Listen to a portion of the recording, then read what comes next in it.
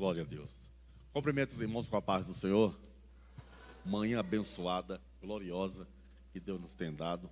Deus continua abençoando essa igreja. Um trabalho lindo, irmãos. E hoje eu estou feliz que eu estou com a mesma camiseta que vocês. Tá bom? Deus abençoe a cada um dos irmãos.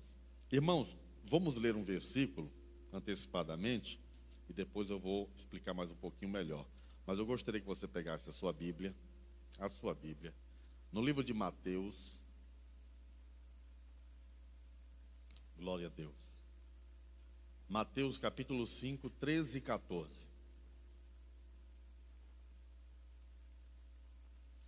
Os irmãos vão estar aí com as apostilhas. Tem poucas, irmãos. Deve ter 100 apostilhas só. Tem só 100 apostilhas.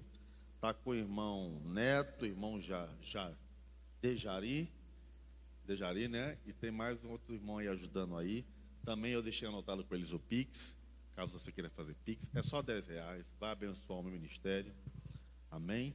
E você vai estar levando algo bíblico, algo cristocêntrico, que nós com muito carinho oramos, jejuamos, preparamos para os irmãos para este dia, para nós estarmos aqui. E no final do estudo, o estudo fala sobre sal da terra, né? Sal e luz, luz e sal. Nós vamos provar pela Bíblia e pela ciência, por que Jesus falou primeiro sal, e depois do sal, ser luz. O crente deve ser luz. E aí tem uma maquete simples ali, depois eu vou tirar, os irmãos vão trazer uma extensão aqui. Não é isso, pastor Daniel? Vai ter uma extensão aqui, eu vou ligar. E aí nós vamos acender a lâmpada com água e sal. E aí mostrar como isso funciona, à luz da Bíblia, pela ciência, por que Jesus falou isso. Então, Mateus capítulo 5, versículo... Glória a Deus. Mateus capítulo 5, versículos 13 e 14, que passo a ler. Vós sois o sal da terra, mas se o sal for insípido, como se há de salgar? Para nada mais presta, senão para ser lançado fora e ser pisado pelos homens. Vós sois a luz do mundo. Não se pode esconder uma cidade edificada sobre o monte, nem se acender uma lâmpada e colocar debaixo do alqueire, mas numa vasilha, mas no veladouro, e assim iluminarão todos que estão na casa. Assim resplandeça a vossa luz diante dos homens, para que vejam as vossas boas obras e glorifiquem ao vosso Pai que está nos céus. Amém? Podem tomar assento, meus amados irmãos. Deus fale melhor aos nossos corações, por intermédio da sua santa e bendita palavra. Queira Ele iluminar os olhos do nosso entendimento. Irmão, os irmãos vão passar aí, levante a mão, quem quiser, vai adquirir, amém? Mas eu vou citar os versículos bíblicos. Vai ter o irmão, cadê o irmão Vandim? Tá ali, né? Depois vocês deixam o microfone ali com o irmão Vandinho ali, que ele vai ver uns versículos para a gente ali também. Eu vou pedir para ler, ele vai ler uns versículos, né? E aí vai nos ajudando. Um falando, um testificando, um lendo. Então, irmãos, olhe bem para cá e preste atenção a isso. Jesus está falando isso aos seus discípulos. Após o sermão da montanha, a qual ele dá várias instruções para os seus discípulos, ele reafirma e diz a eles: vocês que me seguem, meus servos, vocês que trabalham no meu reino e vão trabalhar, vocês são o sal da terra, vocês são a luz deste mundo. O termo sal, genericamente falando, aplica-se a um determinado grupo de produtos químicos, formado por ácido, dos quais o hidrogênio é total ou parcialmente substituído por metais. De modo específico e usual, a palavra sal designa cloreto de sódio, que é o sal comum, é o sal que a irmã usa na salada, no ovo, é o cloreto de sódio. Você compra um sal, você vê lá, cloreto de sódio, é o sal comum. É um produto abundante, um tempero antigo e o mais conhecido em toda a terra. Os povos irmãos primitivos já faziam a sua extração. Olhem bem para cá, preste atenção a isso. Há na Terra, no nosso planeta, imensas e amplas jazidas de sal subterrâneas, de centenas de metros de espessura. Sal, irmãos, debaixo da terra. As grandes fontes de sal são os oceanos. E diga-se de passagem, não são poucos. E o volume das suas águas são incalculáveis. Se nós pegarmos, irmãos, toda a água da terra, a água salgada da terra, são 7 mares. Sendo que os carros-chefes são o Atlântico, o Índico, o Pacífico e o Mediterrâneo. Mas se nós pegássemos o globo da terra, eu quero que você guarde isso no seu coração agora e não esqueça nunca disso, para você lembrar das palavras de Jesus, vós sois o sal da terra.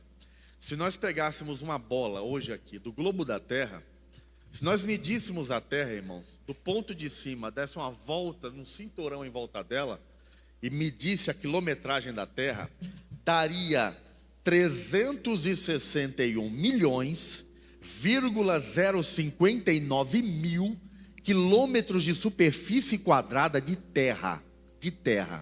Esses 361 milhões, vou deixar só os milhões aqui, é uma totalidade de 100%. Repita comigo, 100%. 100% do planeta Terra, 70, está na apostila, 70,8% é coberto de água, é composto de água. O planeta Terra deveria ser chamado de planeta água, planeta azul. Se olhado do espaço, ele é totalmente azul, coberto por nuvens. Então, desses 100%, 70,8% são de água. Eu quero que vocês imaginem isso, irmãos. A cada metro cúbico, a cada quilômetro cúbico de água do mar, se nós secássemos, né, pudéssemos colocar esse quilômetro cúbico de água do mar numa bandeja gigante, ferver até evaporar toda a água, iria sobrar 27 toneladas de sal. A cada quilômetro cúbico, há 27 toneladas de sal. Então, eu quero chegar no seguinte ponto. A ciência diz o seguinte: se fosse extraído todo o sal que existe nas águas dos mares, daria para cobrir tudo que é chão, tudo que é solo. Eu saí lá de Belo Horizonte, é uns 1.000 e poucos quilômetros para cá. Eu não sei nem a quilometragem que dá, viu, Daniel? Não sei. Mas você já foi para Recife, você falou que deu 1.000 e tanto, né? 2.000 e tantos quilômetros. Você 2.000, irmão, dirigindo. Ô, irmão, é chão demais, irmão. Né? Dá para ficar com a mão no volante, pôr o pé no volante, aquelas retas que tem aqui, que você fica até perigoso até dormir. É muito chão. Se você sai lá de Camboriú, Santa Catarina, do Oiapoque, e vai lá para o Chuí, na Guiana Francesa, lá para a cabeça do Brasil, irmão, são quilômetros e quilômetros somente no Brasil. Se você atravessar o oceano, você vai, como eu já fui lá para Israel com a minha esposa, conhece a Terra Santa, é chão. Muito chão no mundo inteiro, deserto do Saara. A ciência diz o seguinte: se extraído todo o sal que existe nos 7 mares da terra, daria para cobrir tudo que é solo, uma camada de 47,5 metros de sal em todo o globo da terra. Em todo o globo da terra, daria para pôr uma camada de sal de 47 metros na terra. Irmãos, o sal é tão importante, ele já foi um artigo precioso, motivo de guerra, ergueu impérios, estimulou o comércio entre povos. Hoje ele tempera, salva e renova vidas. Irmão Tess, temperar eu sei, ele tempera o meu ovo, a minha salada, mas ele dá vida, não só dá como pode matar também. Se você exagerar no sal, a pressão sobe. A pressão é uma doença silenciosa e tira a vida. Mas ele também dá vida. Exemplo, o corpo nosso adulto. O nosso corpo adulto, ele tem 250 gramas de sal. Irmãos, é quase um copo americano de sal. Pois o seu corpo tem essa quantidade de sal já em si mesmo. Sem você comer nenhum sal, já tem esse sal no seu corpo. Irmão Tess, por que tem esse sal no meu corpo? Porque sem o sódio, o sal, no nosso corpo, o organismo do ser humano seria incapaz de transportar qualquer nutriente para as outras partes do nosso corpo. Sem o sal no nosso corpo, não teríamos oxigenação. Sem o sal no nosso corpo, nós não teríamos impulsos nervosos. Quando você está parado e você pega o microfone, abre a mão, são comandos que o seu cérebro vem, dá para os músculos e volta para o seu cérebro, e essa via de comando só é feita porque tem sal no seu corpo. Se não tivesse o sal, nós não mexeríamos nenhum dedo da mão, no corpo. Se não tivesse o sal, eu não viraria a minha cabeça. Se não tivesse o sal, o músculo que é o seu coração não bombearia sangue. Se não tivesse sal no seu corpo, nós seríamos cataplégicos, em cima de uma cama, se não tivesse sal no nosso corpo. Preste atenção a isso. Irmãos, até mesmo o autor da harpa sagrada, de muitos hinos, Paulo Leiva Macalão, ele diz que os crentes na terra, eles são como tantos como a areia do mar, tantos como a areia do oceano. E assim é o crente como o sal no oceano. Nós somos tantos como a areia da praia. O povo de Deus é grande no Brasil e no mundo inteiro. Visão histórica aqui na apostila. Dentre as muitas batalhas que Davi travou para ganhar o nome, uma delas foi travada no Vale de Sal. Repita comigo, Vale de Sal. Pastor, leia aí o irmão que está comigo, pastor que está com o microfone, pastor Vandi, 2 Samuel 8,13. 2 Samuel 8,13. A igreja também pode, vamos conferir, irmão. Uma coisa gostosa no estudo é você se envolver e ir pagiando as páginas da Bíblia. Pagiando. Tem na apostila, mas você que não adquiriu, pageia aí comigo. 2 Samuel 8,13. Dentre as muitas batalhas que Davi travou para ganhar nome, uma delas foi no Vale de Sal. Pode ler, pastor. Ganhou Davi renome quanto ao voltar e ferir os sírios, e matou 18.000 homens no Vale do Sal. Vale do Sal. Um deserto inteiro, irmãos, isso existe. Um deserto inteiro. Você pode andar quilômetros e quilômetros, e no chão é tudo branco, é sal, é sal. Davi batalhou neste Vale de Sal, e ali matou 18.000 assírios. Os soldados de César, o soldado dos Césares, recebiam dinheiro como salário, né?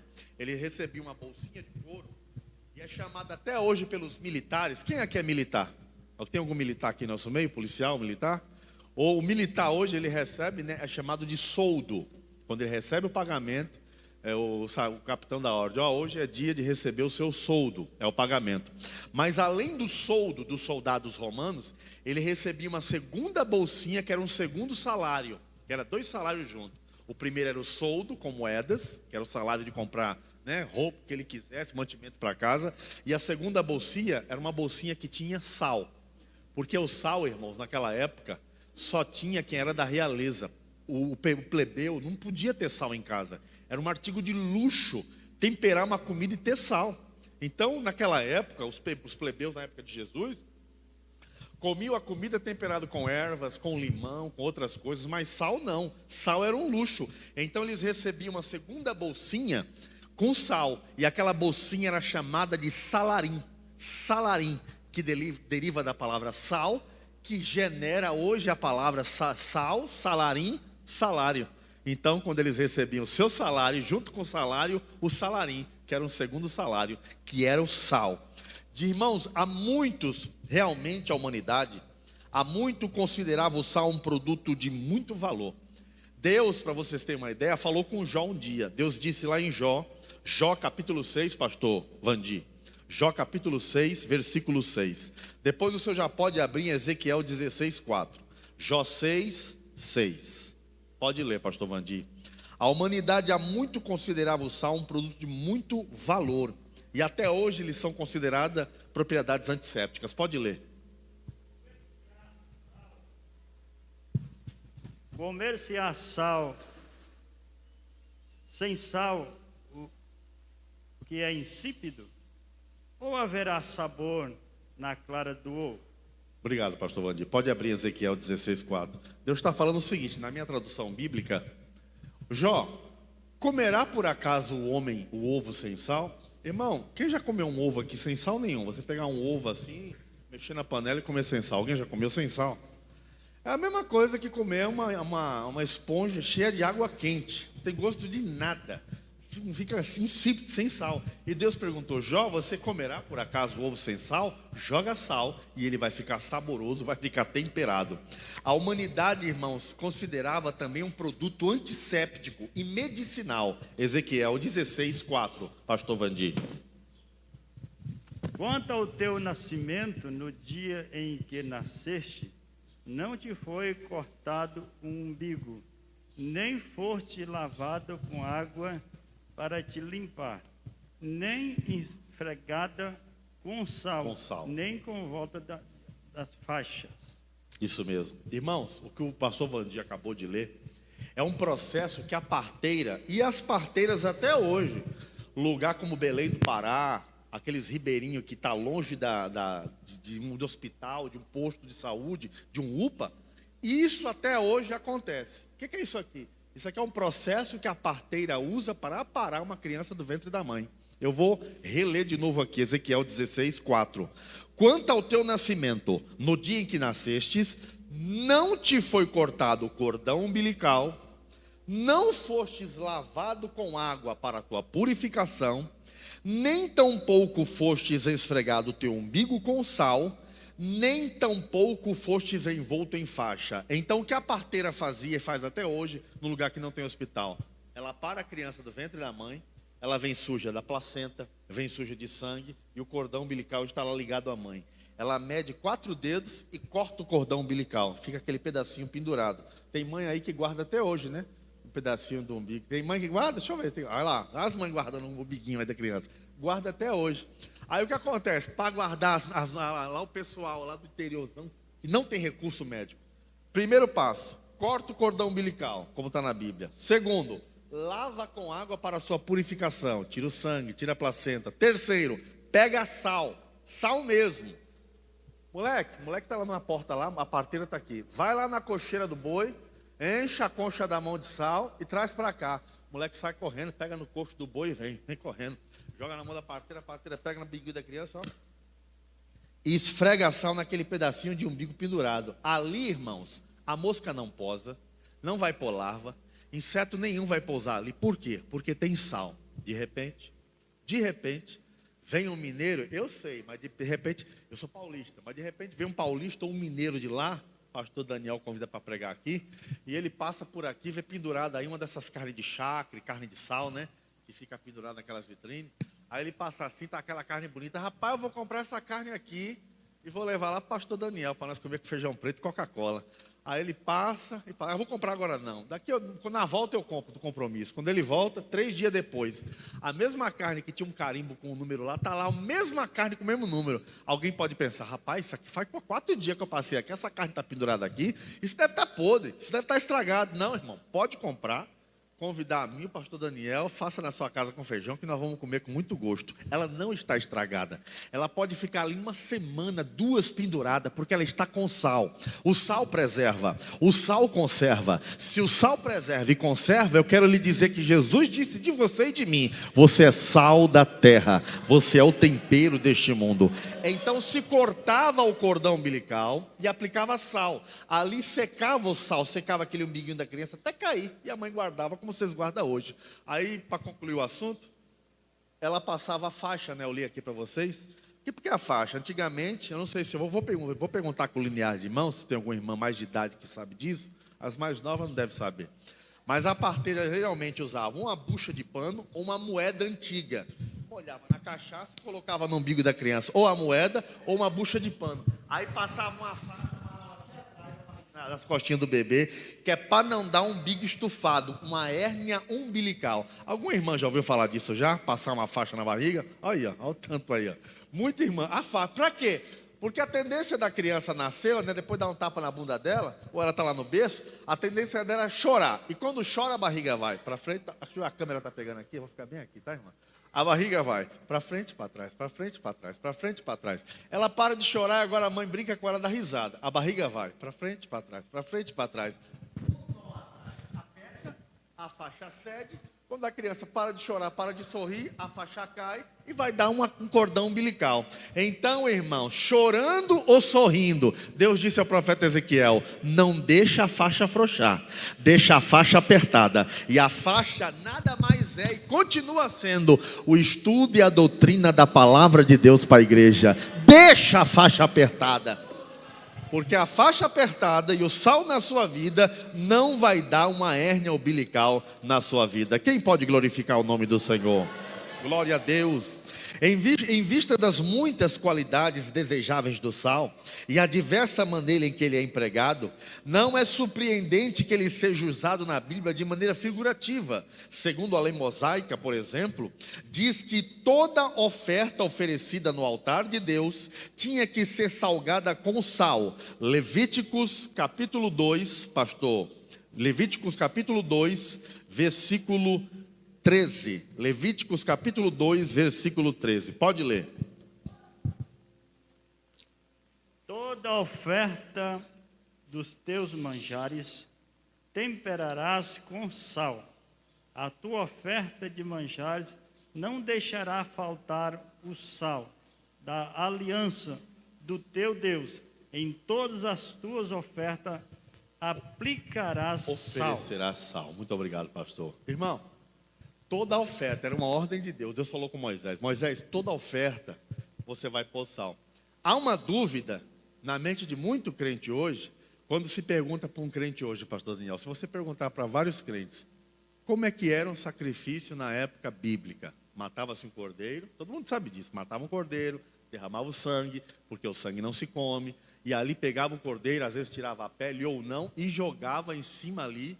Muitas vezes tirava a pele e jogava em cima da lenha ali, queimava, deixava queimando ali. Mas a ordem de Deus era: joga sal em cima. Irmãos, o sacrifício não era para ficar queimando até torrar e desaparecer não, e queimar osso, queimar tudo não. Quem é que gosta de churrasco? Oh, aleluia, glória a Deus. Então o churrasco pega a carne, joga um sal grosso em cima e deixa dourar.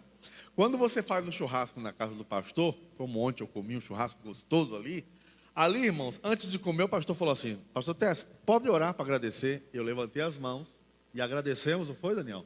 Agradecemos pela refeição e comemos o churrasco.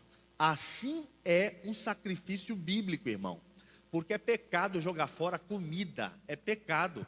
Toda vez que matava o animal, se sacrificava, apresentava: Senhor, esse sacrifício é para o Senhor. Acabava a oração e apresentava para o Senhor. Chegava Abraão: Sara, chama os meninos aí, bora, vamos comer. Chegou a hora do almoço e comia o sacrifício, a carne ali, comia. Por isso que o sacerdote Eli não repreendeu seus filhos, e Deus falou assim: olha, os teus filhos metem a mão do caldeirão antes de apresentar para mim, porque tinha que apresentar para o Senhor, depois todos poderiam comer. E o sacerdote auxiliar disse: meus filhos, não faça assim, primeiro é para o Senhor, e depois que apresentarmos, todos comeremos dessa carne. Mas eles enfiavam o garfo e saíam andando, desobedecendo a ordem de Deus. Então, irmãos, o sacrifício era oferecido com sal. O sal, irmãos, o crente com sal, ele deve possuir a realidade daquilo que ele professa, que o sal professa.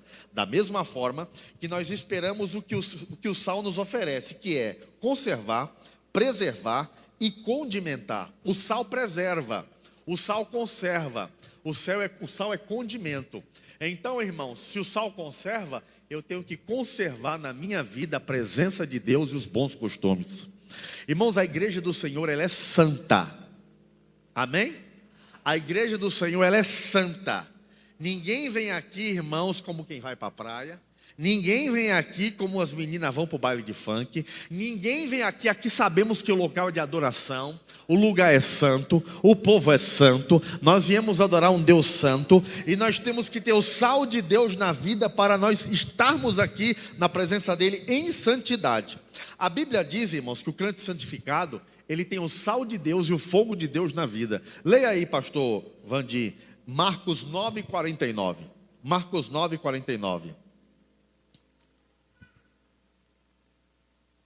Acompanha aí, igreja.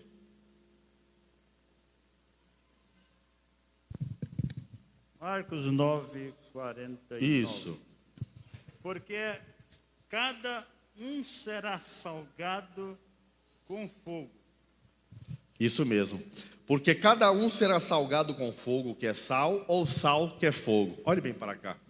Irmãos, um sal que é fogo, Marcos está dizendo, ou um fogo que é sal.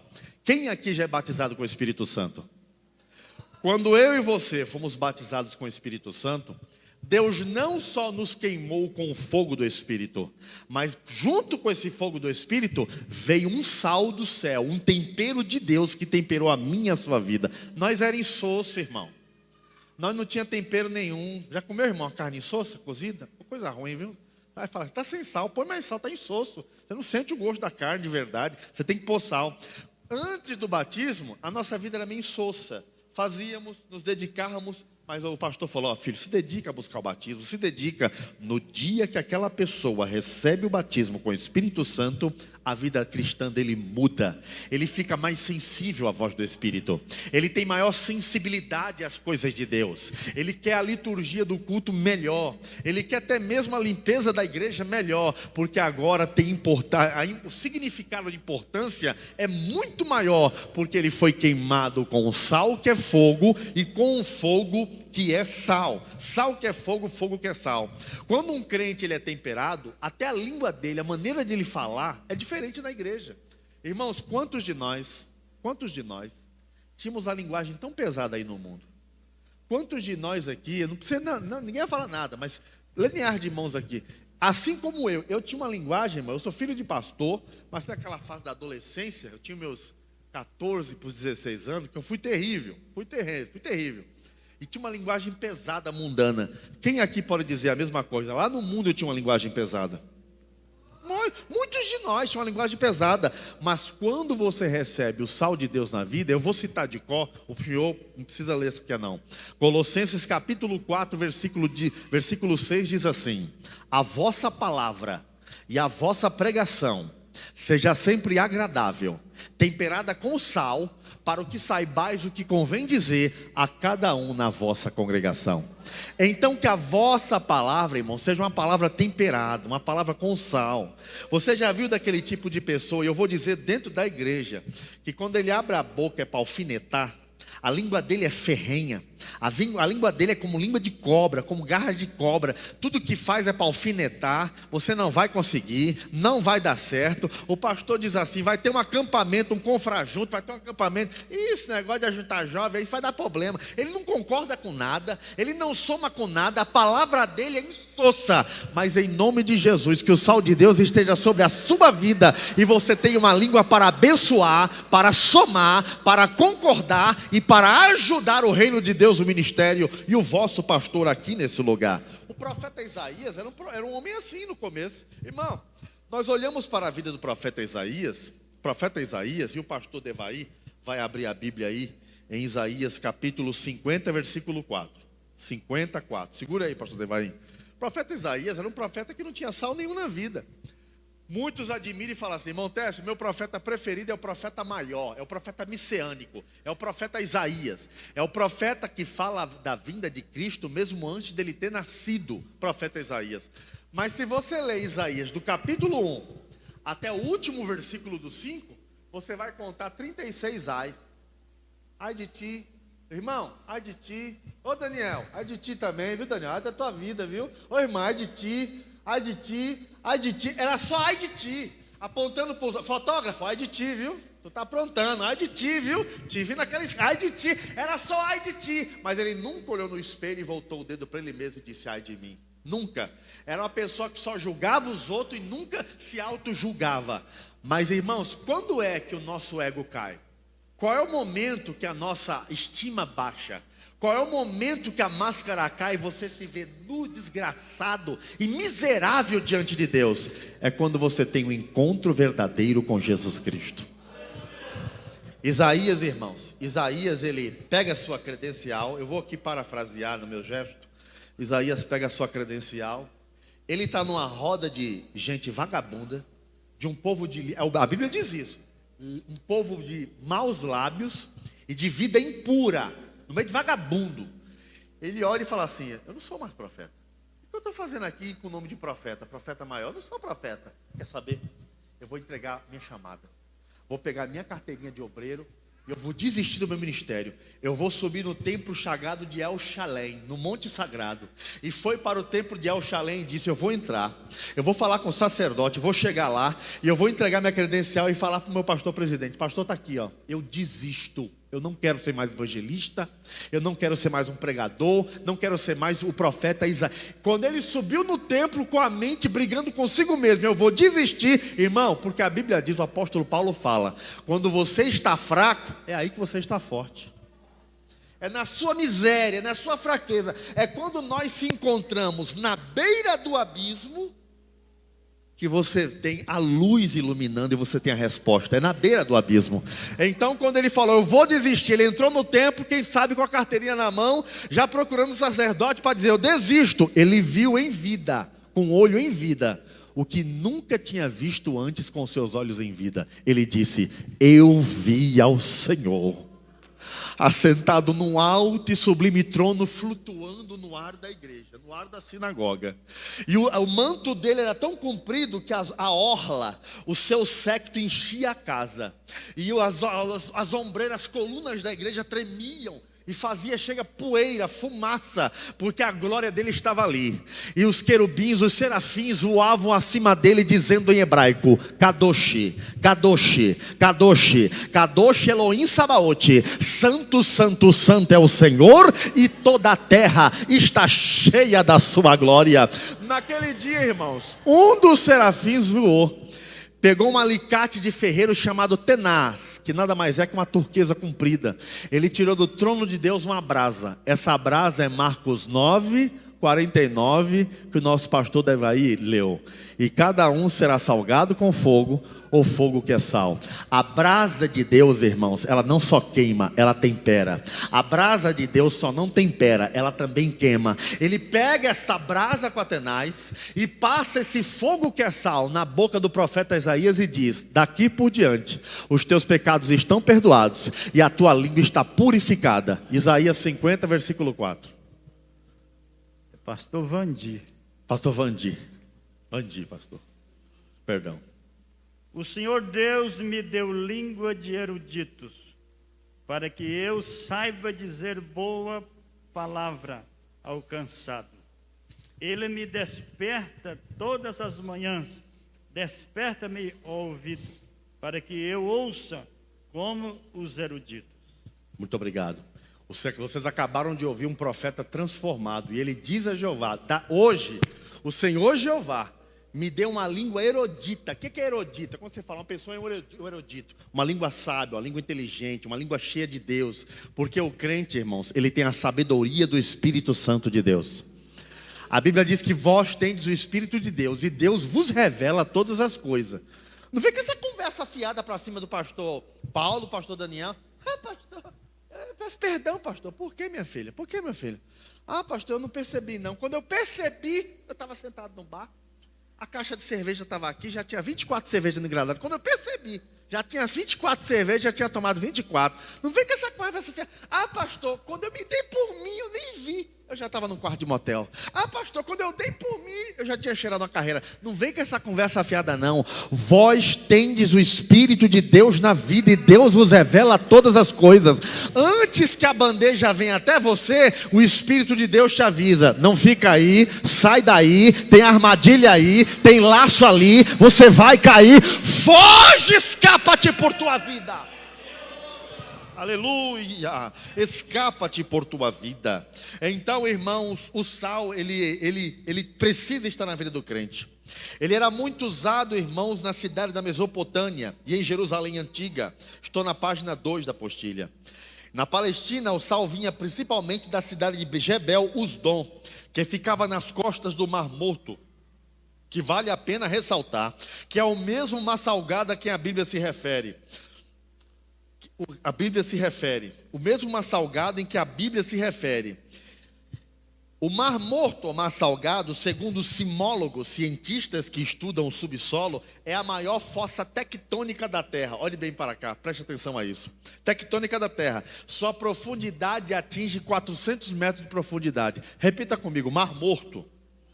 Irmão, eu estive lá.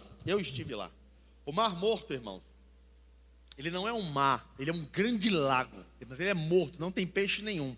Hoje já começou a aparecer peixe e os cientistas não sabem como. Aqui o pastor concordando, não sabem como, porque não vem rio nenhum para ele, não sabem como, porque ele é totalmente de sal, sem vida. Para vocês terem uma ideia, a salinidade é tão grande que quando aves migrando tentam passar por cima dele, elas caem mortas, porque o vapor é tão intenso no calor de quase 50 graus, que o vapor chega a matar as aves que passam por cima. A água é tanto sal que não existe oxigênio. Nenhuma pessoa consegue afundar no Mar Morto. Irmão, você pode correr. Eu boiei lá. Peguei uma Bíblia assim, fiquei assim, falei, tira uma foto aí. Parece um isopor. Se você correr e se jogar no Mar Morto, você pode até mergulhar um pouco, mas ele já te joga para cima, você fica em cima da água boiando. Você não consegue afundar nas águas do Mar Morto, porque não existe oxigenação. Então ele é um Mar Morto. Mas segundo as profecias de Ezequiel, diz na Bíblia que na proximidade da vinda de Cristo, esse mar voltaria a ter vida. E já está aparecendo o peixe no Mar Morto. Oh, pode glorificar, irmão, pode glorificar. Desde que Bíblia é Bíblia e que mundo é mundo, ele estava morto, mas já está aparecendo peixe no Mar Morto. E o profeta Ezequiel disse que no final dos tempos ele iria ter vida. É a maior fossa tectônica. Irmão, Sodoma e Gomorra ficava na beirada do Mar Morto, duas cidades. O Mar Morto, por que ele é considerado a maior fossa tectônica, eu disse aqui? Porque, irmãos, o mar está aqui. O Mar Morto ainda está abaixo do nível do mar. Ele fica numa situação, numa terra, ele fica num buraco. Ele é considerado o umbigo da terra. Ele fica bem abaixo do nível do mar. Então, irmãos, ele tinha 600 metros de profundidade, é muita fundura. Mas quando os anjos receberam a ordem de Deus, um anjo com as mãos empurrou uma cidade inteira chamada Sodoma, e o outro anjo empurrou uma cidade inteira chamada Gomorra. E essas duas cidades, os destroços delas, cobriram 400 metros. De 600 metros, sobrou aí uns 200, uns 300 metros de profundidade, sobrou lá. Mas era o maior umbigo da terra. As amplas, irmãos, as amplas rochas que existem lá no Mar Morto, chegam a fazer estalactites e estalagnites. Vou perguntar aqui com linear de mãos. Quem aqui numa caixa d'água, na sua casa, vou perguntar se alguém já viu isso. Já viu um filete de água pingando assim na sua caixa d'água, aquelas caixas de amianto antiga, e de repente você viu uma tira de, como se fosse sal branco, como se fosse algo pendurado branco assim, ó. Quem já viu isso aqui? Tipo uma salinidade branca, um dedinho pendurado assim, vai pingando, pingando e vai formando uma coisa calina meia branca. Quem já viu isso já numa caixa d'água? Alguém já viu? A irmã já viu? Lá o irmão lá atrás também já viu. Isso é chamado, irmãos, de estalactite. Mas isso porque ela vem de cima para baixo, de baixo para cima, estalagnite. Estalactite, estalagnite. O mar salgado, devido a ter um tremor de terra lá, porque ele é uma fossa tectônica, né, com placas tectônicas embaixo dele, sempre treme. Pelo sol ter 50 graus e a água ser tão homogênea, tão salina, os anos e centenas e centenas de anos tremendo, ali, irmãos, fez bicos de rocha de sal para cima. São estalagnites para cima. Então, em várias partes da beirada do mar, você vê vários bicos de estalagnite, como se fossem dentes para cima, devido ao calor que estava ali. Ló morava em Sodoma e Gomorra. Ló, sua esposa e as suas duas filhas. Você conhece a história. E a Bíblia diz que ali 2 anjos apareceram na casa de Ló, bateram na porta e disseram: vem conosco, porque Deus quer te tirar daqui. Os homens daquela cidade, que eram todos homossexuais, pessoas perversas, filhos de Belial, mulher com mulher, homem com homem, ninguém é de ninguém, quem pegar, pegou, um verdadeiro bacanal, uma Sodoma e Gomorra, como diz a Bíblia. Aí vem o nome Sodoma e Gomorra, vem de bacanal. Então, irmãos, eles bateram na porta de Ló, aqueles homens diziam: traz esses homens para fora, eles são lindos, e nós queremos ter relações sexuais com ele. Ali Ló sai e diz: meus irmãos, não façam tal loucura, e fecha a porta de novo. O anjo se afasta Ló e a sua esposa, e simplesmente abre e estende a mão. Aqueles homens começam a ficar cegos e tatear pelo caminho. E dá uma ordem, irmãos, dá uma ordem para Ló. Lá em Gênesis 19, pastor, 19, 22, lá em Gênesis 19, 22, fala sobre isso. Leia aí para nós, Gênesis 19, 22. Dá uma ordem para Ló e para a sua família. 19, 22. Glória a Deus. Apressa-te, refugia-te nela, pois nada posso fazer enquanto não tiveres chegado lá. Por isso se chamou Zoar o nome da cidade. Isso, e o 23 diz: saindo ao sol sobre a terra, quando Ló entrou em Zoar. Repita comigo, Zoar. A palavra Zoar em hebraico, em português, significa pequena. Ele disse ao anjo: deixa eu fugir para aquela cidade pequena. Por isso ele disse Zoar. Deixa eu fugir para Zoar. O anjo diz: foge, porque eu não tenho permissão, nem autoridade para fazer nada enquanto você não chegar lá. Irmãos, Deus se importa com o justo. Deus se importa com a sua família. Deus se importa com você. A ordem de Deus para os anjos era: acaba com tudo, mata aquela raça dos infernos, aquele povo de Sodoma e Gomorra, homem com homem, mulher com mulher, acaba com tudo. Mas antes o meu servo tem que ter vida e tem que escapar.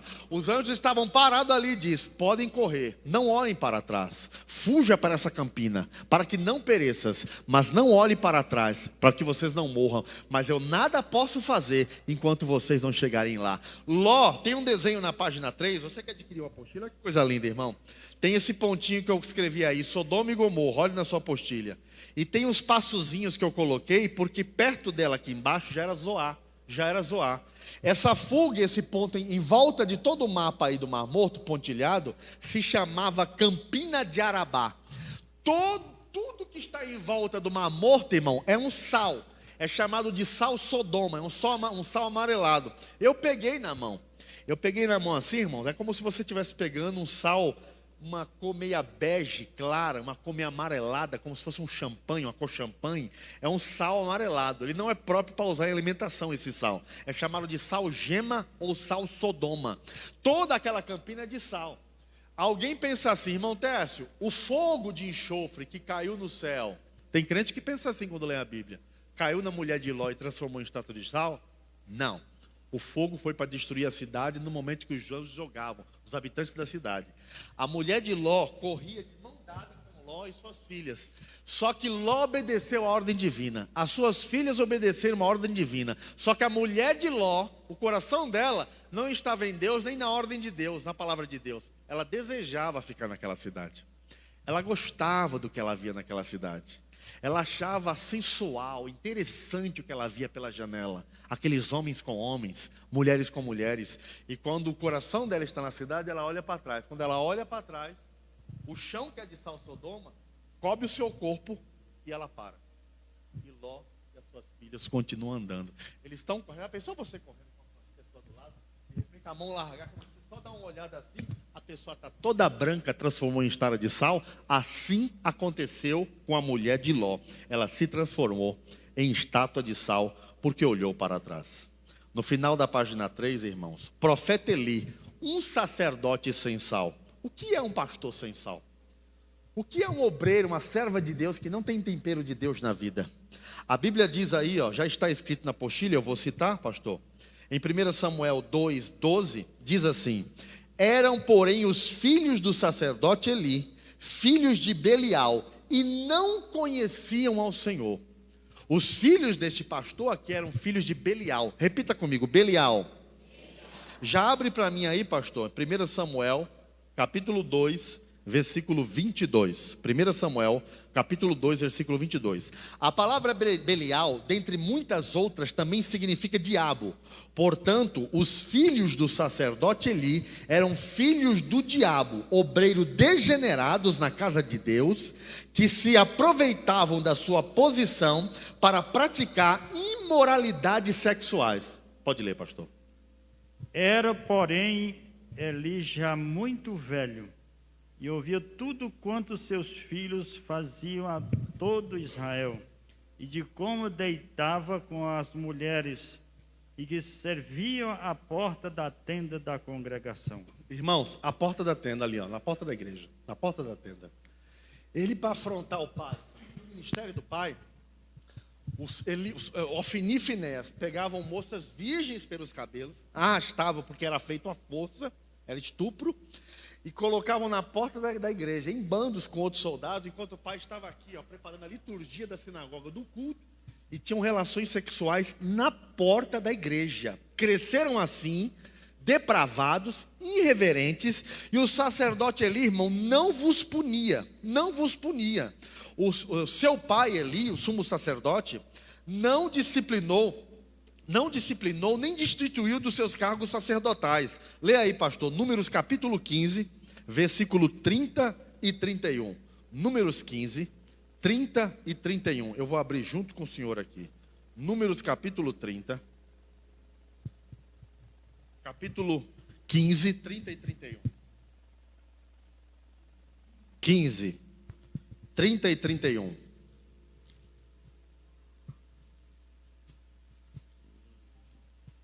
O pai não destituiu do seu cargo, e pela lei de Deus, eram para ter sido destituídos do cargo que eles exerciam no ministério de Jeová. Mas a pessoa que fizer alguma coisa atrevidamente, quer seja dos naturais, Da terra, quer dos estrangeiros, de fora, injúria ao Senhor, tal pessoa será eliminada do meio morta. do seu povo. Pois desprezou a palavra do Senhor e violou o seu mandamento, será eliminada essa pessoa, da sua iniquidade será sobre ele. Irmão, a penalidade na época da lei era a morte. Se você afrontasse a palavra de Deus, o ministério de Jeová, que Deus deu a Arão, a Moisés, o sacerdote, se você afrontasse, era a morte, era para decepar a cabeça, coberto com pedras, queimado, açoitado até a morte. E o sacerdote Eli nem sequer disciplinou os seus filhos. Eli ouvia muitas reclamações por parte do povo. Tentou corrigir os seus filhos, mas já era tarde demais. Deus já havia sentenciado a sentença. Para os filhos do sacerdote Eli. Eu vou ler aqui rapidamente. Enquanto isso, o pastor abre aí em 1 Samuel, capítulo 2, versículo 29 e 30. 1 Samuel, capítulo 2, versículo 29 e 30. No capítulo, eu vou ler aqui, em 1 Samuel, no capítulo 2, versículo 25, que diz assim, ó. Pecando o homem contra o próprio, com propósito, pecando o homem contra o seu próximo, e os juízes o julgarão. Pecaram, porém, e o homem contra o Senhor, quem o intercederá por ele? Mas não deram ouvidos à voz do seu pai, sacerdote Eli, porque o Senhor os queria matar. Deus já havia sentenciado a sentença e disse assim: Eli, não adianta mais você corrigir, agora é comigo. Os seus filhos me desonraram e te desonraram a tal ponto que não tem mais perdão, é só a morte sobre ele. E assim, irmãos, Deus puniu os filhos do sacerdote Eli, puniu os seus filhos. A Bíblia diz que no meio da batalha contra os filisteus, a Bíblia diz que Ofni e Finéias morrem ao fio da espada, e o sacerdote Eli cai da cadeira, bate a nuca, quebra o pescoço e morre. Pode ler a referência, pastor. Porque pisais aos pés os meus sacrifícios e as minhas ofertas de manjares, que ordenei se fizessem na minha morada. E tu, porque honras a teus filhos mais do que a mim, para tu e eles envergonhardes das melhores de todas as ofertas do meu povo Israel? O texto que o irmão leu diz assim, ó: por que você pisa no meu sacrifício? Por que você pisa na liturgia do meu culto? Quando você não corrige os seus filhos, eles humilham não só a você, mas também a mim. Desprezam, deram mais honra a eles mesmos do que a mim e a você. Eu os tirarei do vosso meio. E Deus tirou Ofni e Finéias, e o sacerdote Eli também pagou com a vida, sendo destituído do seu cargo. Mas graças a Deus que a Bíblia diz que havia um sacerdote que Deus levantou após Eli, chamado Samuel. E Samuel era um pastor que tinha sal na vida. Samuel era um sacerdote que tinha sal de Deus na vida. A Bíblia diz em 1 Samuel no capítulo 2 de 1 Samuel, versículo 35 e 36 diz assim: e suscitarei para mim um sacerdote fiel, que fará segundo o que está no meu coração e na minha mente, e eu edificarei a sua casa duradoura, e andará sempre diante do meu ungido, ou seja, do meu filho, diante da presença de Deus. Então todo aquele que restar da tua casa virá e se inclinará diante dele. O que Deus está falando para Eli, ó: a tua descendência que sobrou Não vão ser mais homens de Deus, sacerdote. Eu vou levantar um, vai se chamar Samuel. A tua descendência vai ter que se inclinar diante dele, porque ele será um ungido, escolhido, que vai pastorear Israel com a mão de ferro, uma mão justa, uma mão honesta. Irmão, Samuel era um sacerdote, ele era juiz e ele era profeta. Deus, irmãos, procura homens capacitados, homens, irmãos, como Samuel. Samuel, irmãos, era a segunda ordem de Melquisedeque. É o que diz no Salmo 110, versículo 4. A Bíblia diz que tu és sumo sacerdote, segunda ordem de Melquisedeque. E isso se repete lá em Hebreus 5:6. As mesmas palavras, tu és sumo sacerdote, segunda ordem de Melquisedeque. Um sacerdote justo, que sabe pesar na balança. O pastor, ele precisa ser justo, precisa saber avaliar, precisa saber considerar e sabe o momento certo de pesar a mão, de corrigir e de disciplinar. Isso é um sacerdote segundo a ordem de Melquisedeque. A Bíblia fala, irmãos, que o obreiro que tem o sal, ele é obreiro fiel. Leia aí para mim, pastor, Mateus capítulo 24, versículo 45. Mateus 24,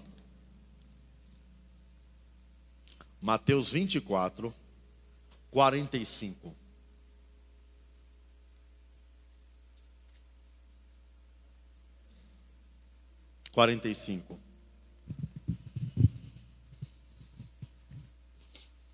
Quem é, pois, o servo fiel e prudente a quem o Senhor confiou os seus conservos para dar-lhes o sustento a seu tempo? Glória a Deus. Glória a Deus. Servo bom e fiel, diz a passagem ali. E em outra passagem de Mateus 25, 21, diz assim, ó: o seu Senhor lhe disse: bem-estar, servo bom e fiel, sobre o pouco fostes fiel, e por isso sobre o muito eu te colocarei. O sacerdote Samuel era um servo fiel. Assim como Deus espera de mim e de você, que nós sejamos fiéis na obra dele. Quando a passagem diz aqui, servo bom e fiel, sobre o pouco te coloquei, e sobre o muito ainda mais te colocarei. Quando nós somos fiéis, irmãos, até o que tange no dízimo e nas ofertas, tenha certeza, Deus vai abrir as portas, não só para você, mas para aqueles que estão em volta da sua mesa, seus filhos, suas filhas, seus netos, seu parente. Seja fiel e Deus será fiel com você. Deus será fiel com você. O curioso, irmãos, é que Deus, ele é tão fiel que mesmo que nós fôssemos infiéis, ele permanece fiel, porque não pode negar a sua própria palavra. Deus é sempre fiel com o seu povo, sempre fiel com o seu povo. Irmãos, o obreiro sem sal, na página 5, o obreiro sem sal, ele torna-se egoísta. Obreiro sem sal, página 5.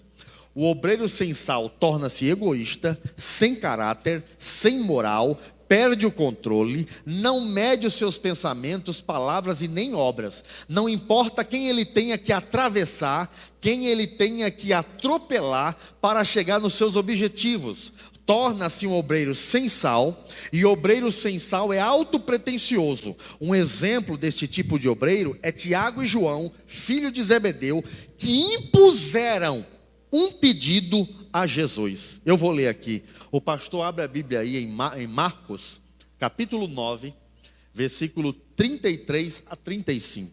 Marcos 9, 33 a 35. Eu vou ler aqui em Marcos capítulo 10, versículo 35 a 37, diz assim. Vou ler só uma frase, diz assim, ó: mestre, queremos que nos faça. Olha que ousadia, irmão. Aqui está Jesus, pastor Paulo aqui é Jesus. Eu vou chegar para Jesus, eu sou discípulo, ele é o Filho de Deus, o Rei dos Reis, Senhor dos Senhores. Eu chego para Jesus e falo: eu quero que o Senhor me faça aquilo que eu estou te pedindo. Ai, ai, ai. Ai, ai, ai, eu quero que o Senhor me faça aquilo que estamos te pedindo. Concede-nos que na tua glória nos assentemos. Eu, Tiago, eu, João, à tua direita, e Tiaguinho pode ficar à esquerda. Mas eu quero ficar à tua direita. Irmão, que pedido ousado. Jesus diz: isso não compete a mim. somente ao pai. Quem vai ficar à direita, quem vai ficar à esquerda. Era uma ganância, apostila, irmãos, era uma ganância já antiga no meio dos obreiros de Cristo, dos 12, pois vez ou outra, eles discutiam entre si acerca de quem era o maior. Pode ler, pastor. Tendo eles partido para Cafarnaum, estando em casa, interrogou os discípulos: de que é que discorreis pelo caminho? Mas eles guardaram silêncio, porque pelo caminho havia discutido entre si qual era o maior. E ele, assentando-se, chamou os 12 e lhes disse: se alguém quer ser o primeiro, será o último e serve a todos. E servo de todos. Irmãos, uma fila, Jesus andando, conduzindo, e eles atrás de Jesus. Mas Jesus, como é Deus, ele está aqui, ó. Ele está aqui, mas ele está lendo os pensamentos, o coração de cada um que é aqui atrás. E os obreiros do pastor Jesus estão aqui, um catucando o outro. O bom sou eu, viu? E nada, melhor sou eu. Não. Quem prega melhor sou eu. Não. Quem canta melhor sou eu. Não. Eu sou melhor no reino de Jesus. Não. Iam discutindo. Jesus, quando chega numa casa, ele diz que aquele que quiser ser o maior será o menor de todos, e servo de todos. E dá mais um exemplo mais à frente. Ele chega numa casa, fala para a mulher da casa: tem criança na casa? Tem. Chama essa criança pequena aqui. Aí chama a criança. Jesus senta a criança no colo e diz assim, ó: quem quiser ser o maior no meu reino será o menor, mas quem for começar criança aqui será o maior no reino dos céus. Coração simples, inocente, coração, irmãos, que sabe dar, receber, perdoar. É um coração que sabe dividir. Será como essa criança. A ganância, irmãos, o obreiro sensal, ele perde até os princípios da morais e ética como obreiro, chegando a envolver a própria mãe nas suas ambições ministeriais. Foi o que fizeram Tiago e João, filho de Zebedeu, no começo da sua carreira ministerial. Lê aí, pastor, Mateus capítulo 20, versículo 20 e 21. Envolveram até a mãe. Chegaram: mãe, Jesus não atendeu o pedido não. Vai a senhora lá e pede para ele junto a nós, para ele atender o que a gente está impondo a ele. Mateus 20 e 21. 20 e 21. Capítulo 20, 20 e 21. Então se chegou a ele a mulher de Zebedeu com seus filhos e, adorando-o, pediu-lhe um favor. Perguntou-lhe ele: que queres? E ela respondeu: manda que no teu reino estes meus 2 filhos se assentem, um à direita e o outro à esquerda. Uma à direita e o outro à tua esquerda. Muito obrigado. Eles pediram para a mãe: mãe, vai lá, fala com Jesus que ele não deu ouvido a gente. Pede para ele que na glória dele nós ficamos à direita e os demais irmãos à esquerda, mas que nós temos primeira cadeira na glória no reino de Deus. A primeira fileira é nossa. Irmão, tem gente que chega na igreja, né? Aqui o pastor vai designar: o obreiro, vem cá, fica comigo no altar. Esse obreiro sobe aqui também. Os demais cooperadores sentam aqui na frente, né? A linha de frente do ministério. Mas tem gente que ele, não, eu mal cheguei, mas eu quero ficar na frente. Ele quer ficar na frente, ele quer estar na frente. Irmãos, a Bíblia diz em 1 Timóteo capítulo 1, ninguém toma para si essa honra, a não ser aqueles a quem Deus o chama. Ninguém toma para si essa honra, a não ser aquele que Deus o chama. Obreiro sensal, irmãos, na página 6. Essa aqui os irmãos vão gostar, principalmente os obreiros. O obreiro sensal é um obreiro puxa-tapete. Se você não conhecia um obreiro puxa-tapete, você vai conhecer agora. Eu vou ler, fique tranquilo, pastor. Essa aqui eu vou ler aqui no capítulo 15 de 2 Samuel. Eu quero que os irmãos acompanhem comigo. Capítulo 15 de 2 Samuel, versículo 2 a 6, que passo a ler. Levantando-se pela manhã, Absalão parava ao lado do caminho da porta, e todo homem que tinha alguma demanda para vir ao rei em juízo, Absalão chamava a si e lhe dizia: de que cidade sois, companheiro? Respondia ele: de uma das tribos de Israel, é o teu servo. Absalão dizia: olha, a tua causa é boa, pena que porém não tem quem te ouça da parte do rei. Dizia mais Absalão: Quem me dera ser juiz na terra, para que viesse toda a mim um homem que tivesse alguma demanda, questão de juízo, para que eu lhe fizesse justiça com honestidade. Irmãos, olhe bem para cá. Absalão, olha o que a Bíblia diz. Pela manhã, ele acordava, lavava o rosto, pastor Paulo. Lavava o rosto, e o pai está lá, é o pai. Davi é o pai. Está lá no trono, o pastor está lá porque ele tem que atender o povo de Israel, que vem com demanda. Né? Os irmãos, ele lavava o rosto de manhã e se colocava na porta da igreja. Os irmãos vão entrar por aqui, eu vou ficar aqui dentro. Porque ele queria o lugar do pai, ele queria a primeira cadeira, ele queria ser o presidente. Eu quero ficar aqui. Aí lá vinha o irmão de longe, tadinho, veio da roça, interior, uma questão de juízo para ser resolvida. Só o rei poderia ajudar, só o líder poderia ajudar. E quando ele chegava e ia entrar, ele já chegava na frente: ô companheiro, vamos, um abraço, vamos sorrir. De que cidade és tu? De uma das tribos de Israel, é o teu servo. O que o senhor quer aqui na central aqui? O senhor quer? Eu vim falar com o pastor para resolver minha causa. Não, está ocupado. Muito ocupado. Ixi, pastor Paulo, ocupado demais. Mas se eu fosse o primeiro pastor, eu te ouviria.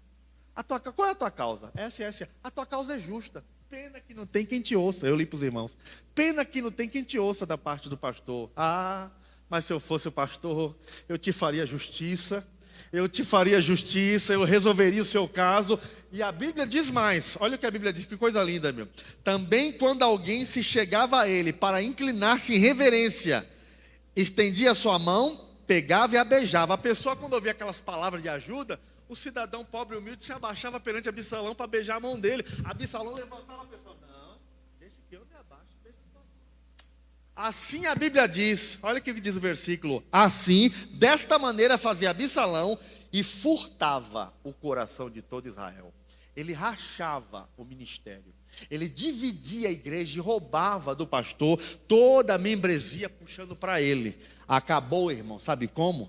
Acabou morto, pendurado com os cabelos numa árvore. Andando de cavalo, enganchou, e assim Deus ceifou a vida de Absalão. Mas graças a Deus, irmãos, que nós temos obreiros e homens e mulheres de Deus nessa casa, que somam pelo amor da casa, pela continuação do ministério. Eu vejo aqui, irmãos, o carinho, os irmãos cantando, os irmãos chorando, os irmãos somando, vocês todos reunidos junto aqui. Irmãos, é Deus na vida da igreja, é Deus na vida dos irmãos, é o sal de Deus na vida dos irmãos. Deus abençoe a cada um dos irmãos. Para terminar a parte do sal aqui, eu quero entrar na luz. Eu quero dizer que um obreiro com sal é um homem, irmãos, de Deus. Ele é servo da justiça, ele é servo de Deus, ele é um homem preparado. E um exemplo disso é Davi. 1 Samuel, para nós acabar essa última parte, capítulo 16, versículo 18. 1 Samuel, capítulo 16, versículo 18.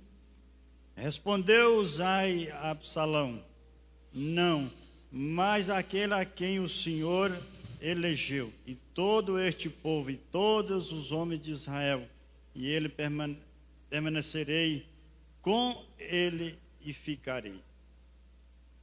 É isso mesmo, está escrito? Isso mesmo, né? 1 Samuel 16, 18. 16, 18. Vou ler de novo. Respondeu Uzai a Absalão: não, mas aquele a quem o Senhor elegeu, e todo este povo e todos os homens de Israel, a ele permanecerei e com ele ficarei. Amém. Falando aqui de Davi, Saul falando aqui de Davi, que com ele permanecerei, com ele ficarei. Davi, irmãos, foi um escolhido, né? Foi um escolhido por Deus. E Davi, ele tinha algumas qualidades, eu destaquei aqui, ó. Ele sabe tocar. Olha as qualidades de um jovem de 16 anos de idade, servo de Deus, que tem sal de Deus na vida. Sabe tocar, é valente, animoso, homem de guerra, cinzudo em palavras, gentil presença, e o Senhor é com ele. 16 anos de idade. Então, irmãos, ele sabe tocar. Ele é obreiro para qualquer ocasião na seara, ele trabalha. Ele é valente. Valente mostra aqui que ele é corajoso, que ele é determinado na obra de Deus, ele é confiante. Ele é animoso, está sempre disposto a trabalhar no reino de Deus. Ele é homem de guerra. Se vier luta no ministério, ele é o primeiro a estar à frente, juntamente com a liderança, para poder romper essa barreira. Ele é sim, ele de gentil presença, ele é educado, ele é culto e sabe tratar bem as pessoas que vêm visitar a casa do Senhor. E por último lugar, ele é homem de Deus, o Senhor é com ele é servo de Deus, ele é uma serva de Deus, Deus é na vida dela e todos veem que Deus é na vida dela. Irmãos, você tem o sal de Deus na sua vida. Você é sal da terra, você tem o sal de Deus na sua vida. O versículo que nós lemos no começo, Mateus no capítulo 5, tem a segunda parte da luz, que diz: vós sois a luz deste mundo. Vós sois a luz deste mundo. Não se pode esconder uma cidade edificada sobre um monte, nem se acender uma lâmpada e se colocar debaixo de uma vasilha, mas no veladouro, e assim ilumina todos os que estão na casa. Jesus disse que eu e você somos luz deste mundo. Olhe bem para cá e preste atenção a isso. Assim é denominado o glorioso astro-rei, página 7. Na mitologia greco-romana, o sol era representado por Apolo, o mais belo dos deuses masculinos, possuidor de um carro de ouro, puxado por cavalos de fogo. E para os astrólogos, o sol simboliza vida, calor, autoridade e masculinidade. Isso é na linguagem astróloga, na linguagem dos gregos. Mas irmãos, quando Jesus disse que eu e você somos luz deste mundo, havia uma ordenança no passado. Assim como eu disse para os irmãos, que Deus exigia de Moisés e do povo de Israel, que em cada oferta não faltasse sal, havia outra coisa, outra ordem que Deus disse que não pode faltar na casa dele, é luz, é luz. Eu vou ler para os irmãos em Levíticos capítulo 24, versículo 1 e 2, diz assim: e falou o Senhor a Moisés dizendo: ordena aos filhos de Israel que te tragam azeite de oliveira, puro batido, para a luminária, para acender as lâmpadas continuamente. A sinagoga, irmãos, quando o povo se reunia para ver o pastor, o sacerdote, abria a Torá, um rolo, que é o livro da lei, era os Pentateuco, tinha lâmpadas acesas. E aquelas lâmpadas tinham os levitas, que eram diáconos, na igreja, na sinagoga. A obrigação deles era, essas lâmpadas não podem se apagar, não podem. Hoje nas Olimpíadas, tem uma tocha olímpica, que ela nunca se apaga. Nem veio às Olimpíadas ainda, ela continua acesa. Ela está em algum lugar acesa. Ela não pode se apagar. Ela pode viajar pelo mundo aquela tocha. Nunca ela se apaga. Ela não se apaga. Ela dia e noite é verificada, ela é filmada, pessoas colocando combustível ali para nunca se apagar. A tocha olímpica, desde as Olimpíadas greco-romanas. Então, irmãos, a ordenança de Deus para a casa dele é que a lâmpada, que a iluminação na casa de Deus nunca venha a se apagar, porque a iluminação simbolizava a presença de Deus. Quando Deus deu uma ordem para Moisés e para os levitas dizendo: não deixe faltar azeite para não apagar a lâmpada, ele estava dizendo o seguinte: não deixe que a minha presença falte na minha casa. Na minha casa, a minha presença tem que estar continuamente. Irmãos, vós sois a luz deste mundo. Quando um ímpio olhar para a tua vida, ele tem que ver Deus em você. Ele tem que ver Jesus em você. Tem crente aí bebendo? Tem crente aí fumando? Tem crente aí que está casado, prega bem, ensina bem, ministério, canta bem, é convidado a ir para o Brasil, pagando avião para o camarada para ir, pagando hotel para o camarada, e o camarada, em vez de permanecer fiel, fazer a obra, porque Deus aí abençoa, está prostituindo. Cada cidade que fica deita com uma. Irmãos, quando alguém olhar para você, tem que ver Jesus na sua vida, tem que ver o Espírito Santo de Deus na sua vida. A lâmpada, irmãos, aleluia, simbolizava a presença de Deus entre o povo. A congregação de Israel sempre manteve acesa ali as lâmpadas na casa do Senhor. Agora há uma diferença, irmãos, há uma diferença. Depois os irmãos já colocaram até aqui, há uma diferença. Vou tirar a lâmpada aqui. Há uma diferença entre a lâmpada e a luz que sai da lâmpada. E essa diferença está na Bíblia. Lê aí, pastor, para nós aí. Provérbios capítulo 6, versículo 23. Microfone, trocando a mão. Provérbios 6, 23. Pode ler. Isso, está na apostila, mas pode ler para que todos ouçam. Porque o mandamento é lâmpada, e a instrução luz, e as repreensões da disciplina são o caminho da vida. Muito obrigado. Eu vou ler na minha tradução aqui, tá? Diz assim, Provérbios 6:23. Porque o mandamento é uma lâmpada, e a lei uma luz, e a repreensão da correção são um caminho para a vida. Vou repetir só a parte B. Porque o mandamento é uma lâmpada. Igreja, o mandamento é uma... A lei é uma luz. A lei é uma...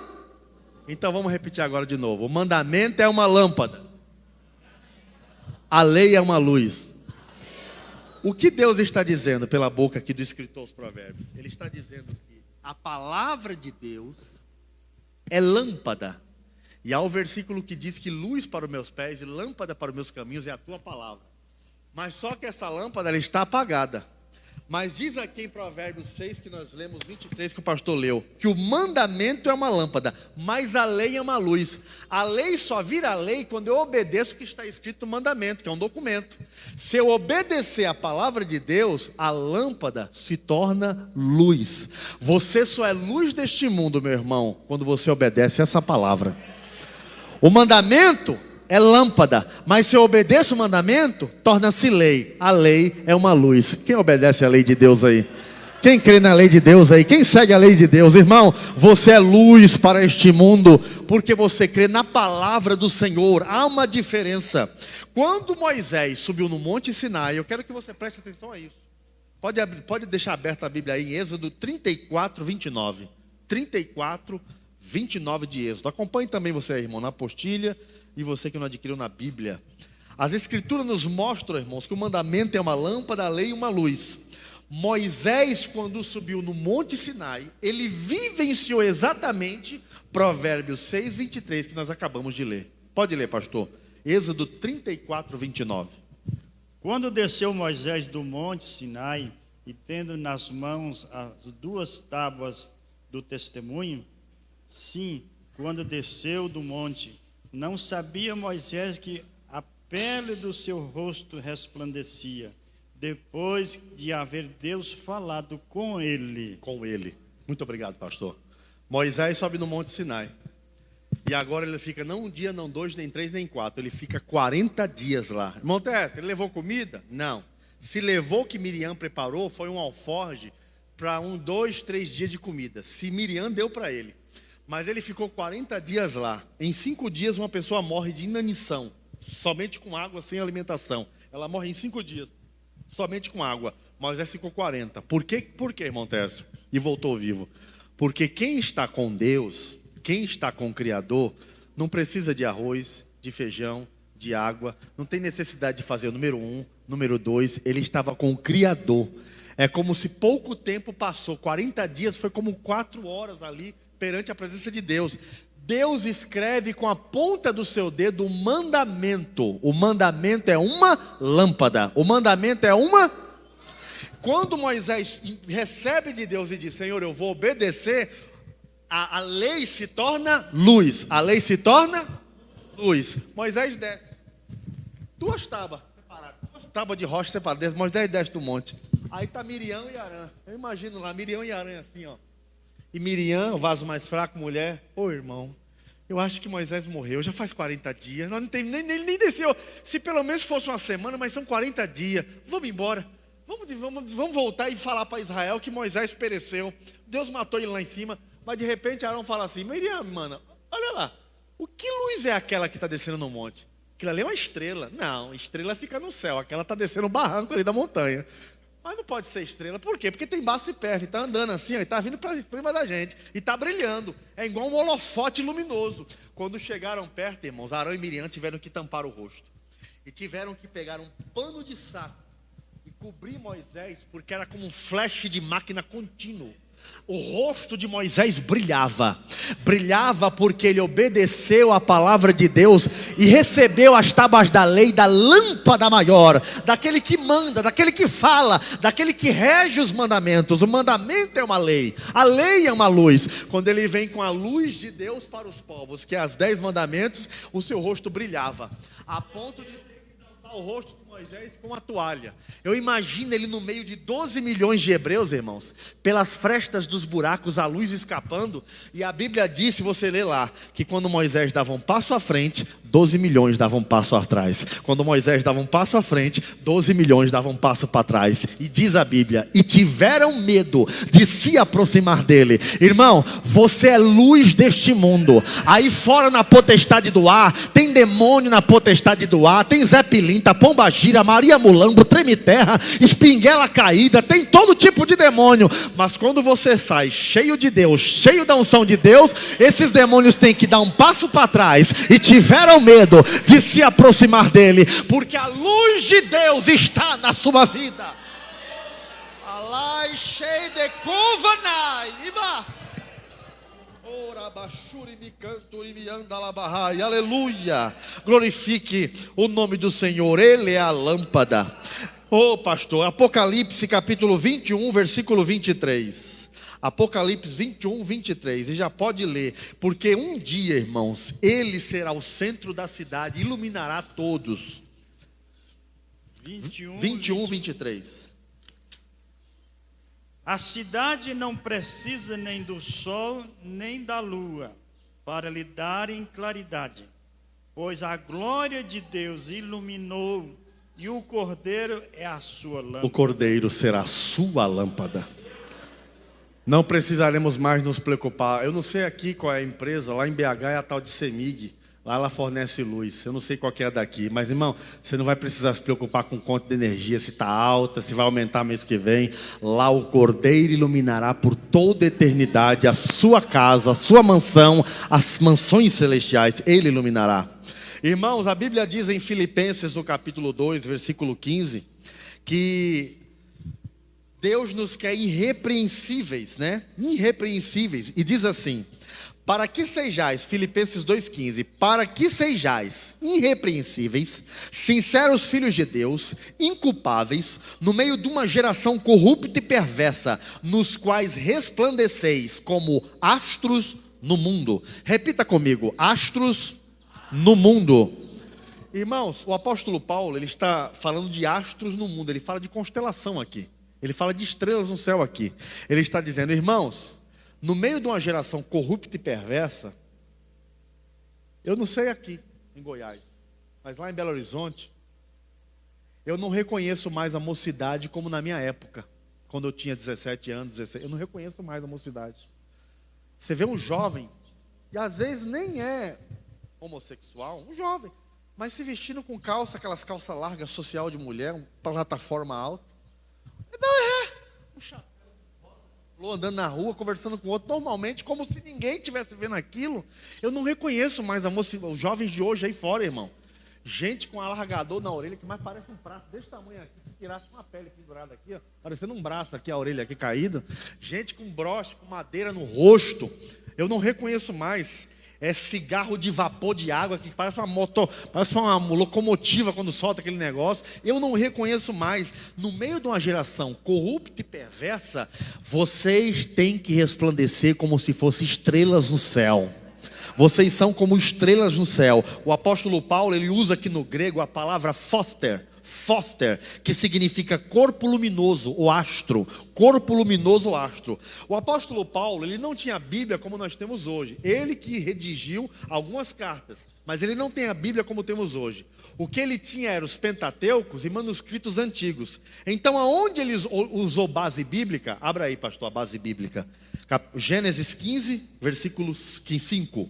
Gênesis 15, versículo 5. Aonde ele usou base bíblica para dizer que um crente é como uma estrela no céu ou como astros no mundo? Pode ler. Gênesis 15, 5. 15, 5. Então conduziu até fora e disse: olha para os céus e conta as estrelas, se é que podes. E lhe disse: serás assim a tua posteridade. Exatamente. É assim que Deus prometeu que seriam os crentes na terra. Abraão, olha para fora. Começa a contar. Irmãos, aqui na cidade não. Mas num lugar que não existe energia elétrica mesmo, você vê o céu todo branco como se estivesse furado de tanta estrela. Abraão começa a contar e diz: tenta uma, tenta duas, tenta três, diz Deus, eu não consigo. Deus diz, assim será a tua família, vai ser como astros no mundo, vai ser como as estrelas no céu, tantos como a areia da praia, tantos como a areia do mar, será o povo de Deus. Aleluia, aleluia. Olhe bem para cá, irmãos, nosso Deus, irmãos, aleluia. A Bíblia diz em Tiago capítulo 1, versículo 17, diz assim: toda boa dádiva e todo dom perfeito descem do alto, do Pai das luzes, do Pai das luzes, em quem não há mudança nem a sombra de variação. Meu amigo, você é filho daquele que é Pai das luzes.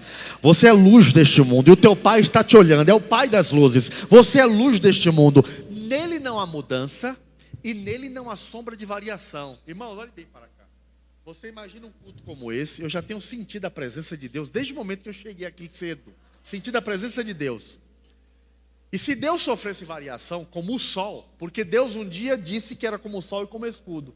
Porque Deus, irmãos, Ele se comunica comigo e com você, que é homem, mulher, comedor de arroz com feijão.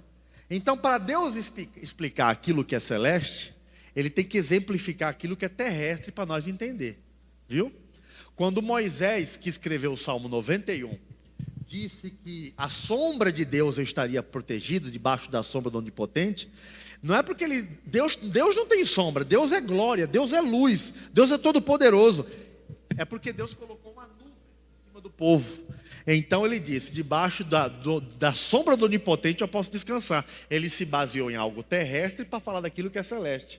Quando ele disse, debaixo das suas asas e das tuas penas estaremos protegidos, no Salmo 91, ele olhava as galinhas que os hebreus trouxeram da escravidão, e no Êxodo.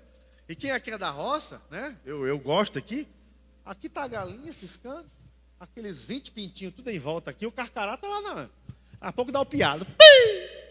Quando ele desce, dá o piado, a mãe só olha para os pintinhos, cocó, já corre tudo para debaixo da mãe, a mãe só junta assim, ó. As perninhas penduradas, não é assim? As perninhas tudo penduradas. Irmãos, assim Moisés exemplificou alguma coisa terrestre para mostrar aquilo que é celeste. Então aqui também está mostrando, Tiago está dizendo que nele não há sombra de variação. Se nós tivéssemos o culto aqui de manhã e Deus fosse como o sol, enquanto tivesse sol, Deus estaria operando. Se viesse à noite, você podia trazer fulano, ciclano, A, B, o lado do exterior, ele pregaria, soaria igual tampa de chaleira e não sairiam glória a Deus, aleluia, porque ele sofreria sombra de variação. Mas Deus não sofre sombra de variação. 24 horas, 30 horas, 365 dias no ano, enquanto você respirar, Ele está com você. Ele está com você. Ele está com você. Ele está com você. Oh, aleluia! Ele está com você todo este tempo. Aleluia! Irmãos, Deus, aleluia, Ele é um sol e também é um fogo consumidor. A Bíblia diz no Salmo 84, versículo 11: porque o Senhor Deus é um sol e escudo. O Senhor dará graça e glória e não negará bem algum àqueles que andam em retidão. Deus aqui, como eu disse, aqui o salmista se exemplifica em algo terrestre para falar daquilo que é celeste. Ele escreve dizendo, Deus é como o sol. Ele é o sol e Ele é o escudo. Olhe bem para cá. Se Deus é como o sol e Ele é como o escudo, Ele nos protege, Ele nos guarda. Eu e você que somos luz deste mundo. No ano de 1980, a NASA, juntamente com a Associação da Rússia, fizeram um satélite a fim de pesquisar o sol. E mandaram com um jato esse satélite jogar em direção ao Sol, com uma câmera fotográfica fotografando o Sol. Quando essa câmera, totalmente protegida, irmãos, com o aço mais resistente que tem na Terra, fotografando o Sol, chegou na periferia do Sol, que é cerca de 15 mil quilômetros antes de chegar no Sol, já estava uma temperatura de 5.500 graus Celsius. Simplesmente o sinal aqui na Terra fez isso aqui, ó. Perderam o sinal. Passaram-se os anos, ninguém soube o que aconteceu. Depois veio métodos de tecnologia mais avançados e descobriram o que aconteceu.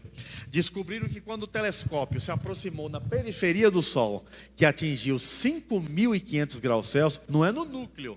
No núcleo tem 400 mil graus Celsius lá. Na periferia, ainda milhões de quilômetros distante. Quando ele chegou na periferia, simplesmente o titânio, o ferro, o aço evaporou. E a câmera desapareceu antes mesmo de chegar e se aproximar do Sol.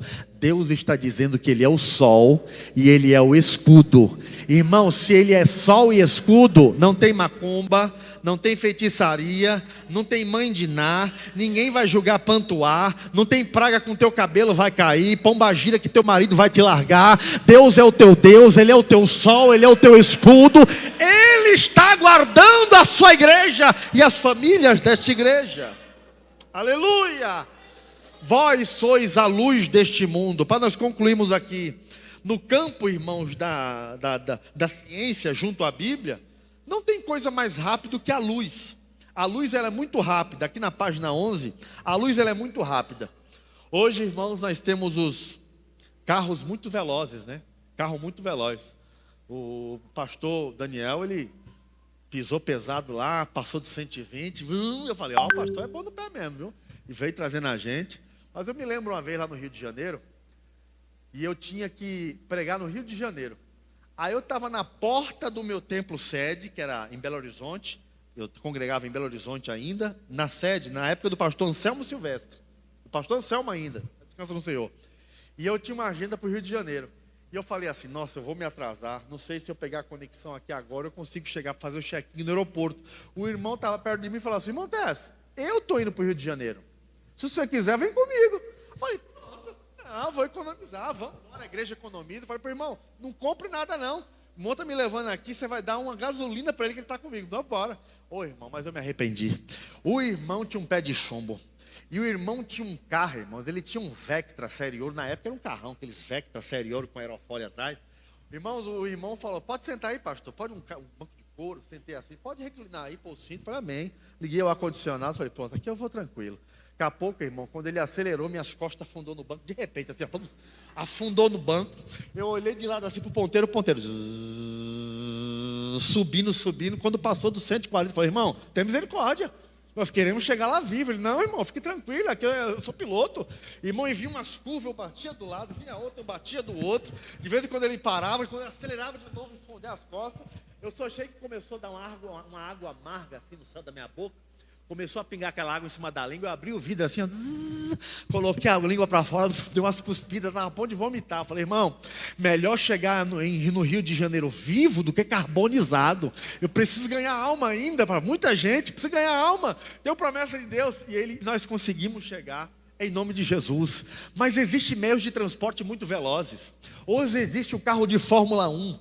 Um carro de Fórmula 1, irmãos, pode atingir, se em linha reta, por muito tempo acelerar, ele pode atingir 500 km por hora. Um carro de Fórmula 1.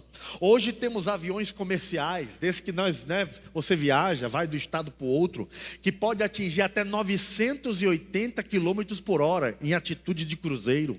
Nós temos também os aviões supersônicos, que rompem a barreira do som a 2.500 km por hora. Por fim, nós temos, irmãos, as espaçonaves que vão para o espaço, a Challenger, a Enterprise, né?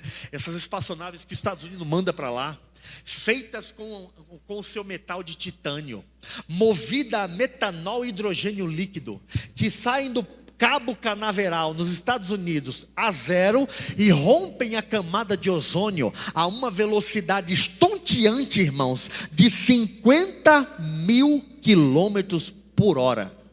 Você já pensou em 60 minutos alguma coisa que pesa no mínimo 800.000 toneladas andou 50.000 quilômetros em apenas 60 minutos? Irmão, é muita velocidade.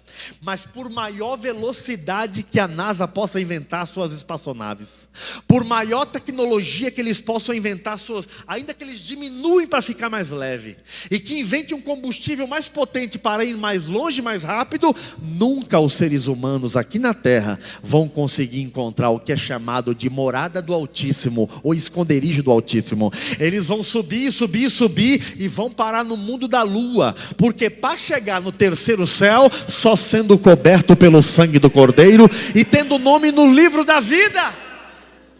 Irmão, dá um exemplo aí de quem chega. Eu já fui pregar para os índios Pataxó, Tem uma tribo pequena, uma ramificação deles, lá em Goiânia, não é Goiânia não, é Goiânia, Minas Gerais.